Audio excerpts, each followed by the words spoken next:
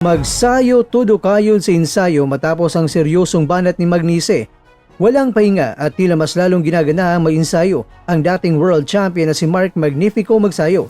Ito ay matapos maglabas na isang matapang at seryosong pahayag ang kanyang potential opponent na si Michael Magnise. Sa isang kamakailanlang post, binigyan din ni Magnise ang kanyang determinasyon para sa susunod niyang laban. Always focus on the goal, never step back. Hard work always pays, ani ni Magnise.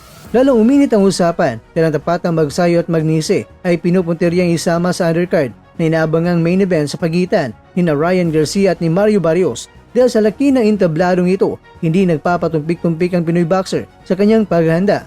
Matapos ang kanyang matagumpay na debut sa Super Featherweight Division, layo ni Magsayo na muling makatuon sa world title shot.